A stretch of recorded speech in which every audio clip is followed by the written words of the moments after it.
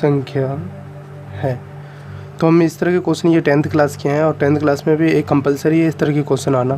तो हम इसको सॉल्व करते हैं। माना कि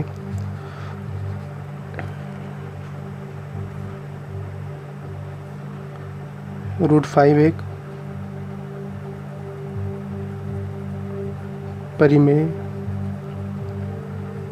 संख्या है। अगर यहाँ अपरिमेय बोलते हैं तो हम उसका जस्ट अपोजिट मान लेंगे,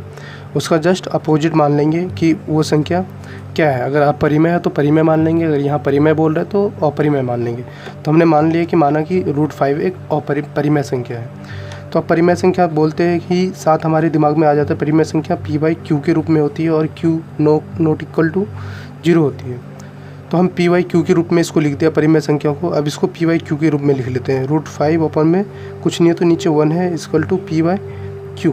अगर कुछ नहीं हो रहा तो क्रॉस मल्टीप्लिकेशन कर देंगे p × 1 तो क्या हो गया p, और √5 × q तो √5q। तो अब इस तरह को दोनों तरफ वर्ग करने पर दोनों को वर्ग कर देते हैं, दोनों तरफ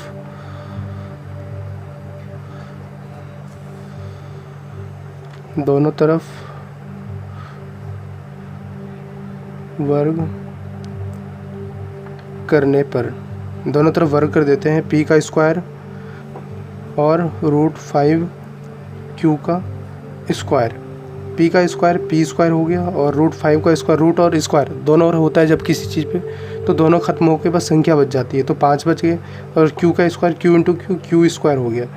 तो हमारे यहाँ क्या हो गया p square equal to q 5q square. तो हम देखते हैं p स्क्वायर 5 से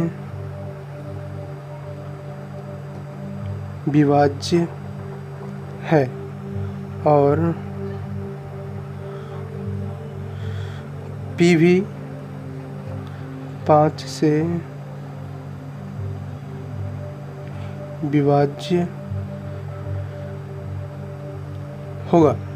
यानी कि अगर p स्क्वायर 5 से विभाज्य है तो p भी 5 से विभाज्य होगा। फिर हम दोबारा बनाते हैं इसे पुनः इस बार मानते हैं माना कि p इक्वल टू 5r। ठीक है, अब इसको वर्ग कर देते हैं। दोनों तरफ वर्ग करने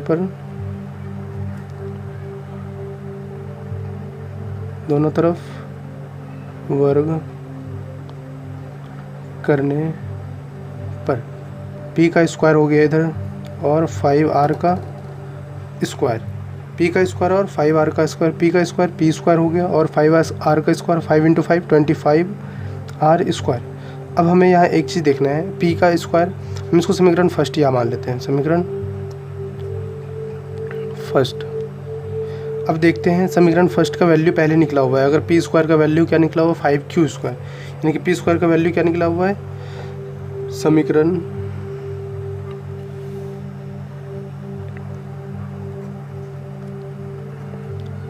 फर्स्ट का मान रखने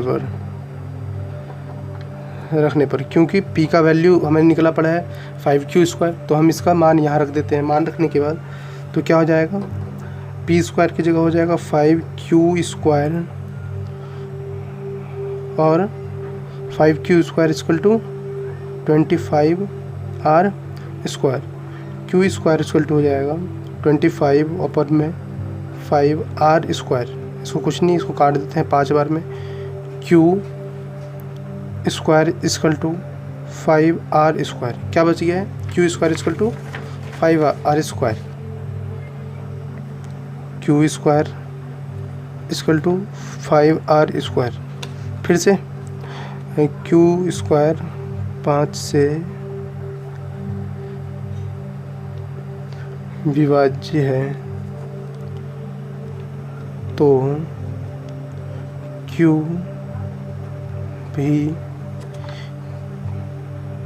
से भी 5 विभाज्य होगा। अगर ये दोनों p से भी 5 विभाज्य हो रहा है और q से भी 5 विभाज्य हो रहा है तो हम अब लिखेंगे p और q दोनों ही 5 से विभाज्य है, जो कि हमारे